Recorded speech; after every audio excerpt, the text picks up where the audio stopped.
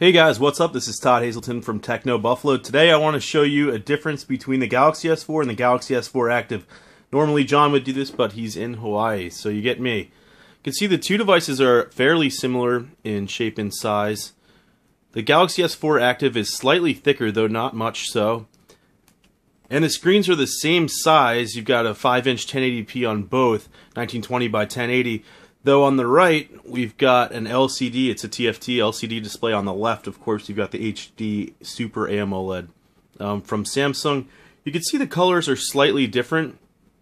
This seems to be sort of the colors pop a bit more on the S4 than they do on the Active, although I still find this super clear and really beautiful to look at. In any case, let's move around the device. You've got the volume controls on the left in the same spot. On the bottom, you've got the same micro USB port location, though there's a hatch on the S4 Active that's to keep the water and dust out.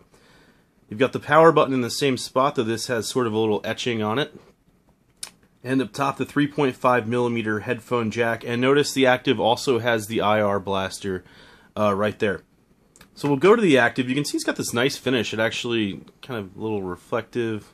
I love the blue color, and we'll pop this off because I want to show you. In the back, still got, this is actually an 8-megapixel camera, I should say, versus the 13-megapixel on the Galaxy S4 here. I'll wipe it off. The fingerprints are wild on it. So 13 megapixel on this, 8 megapixel on the Active. See, we still have a micro SIM card slot as well as micro SD card slot.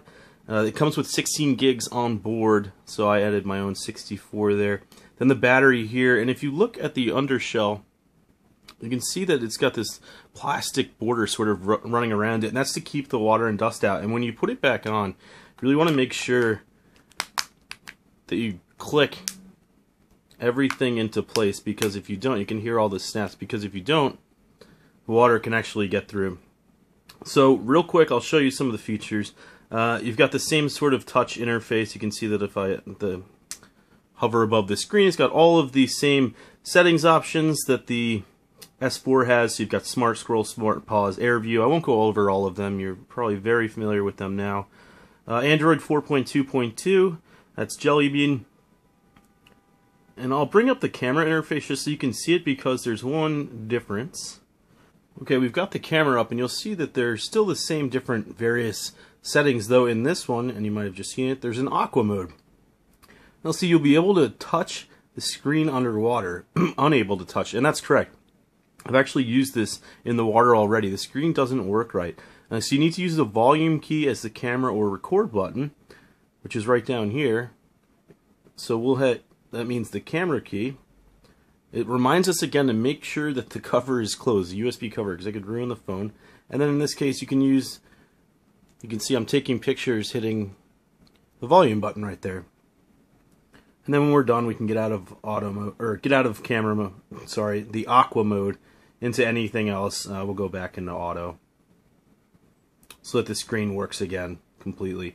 So for example, I want to show you what happens when you don't get water. Now double check your USB port. We'll make sure that everything's closed up here, and good thing I did check that, because it might not be.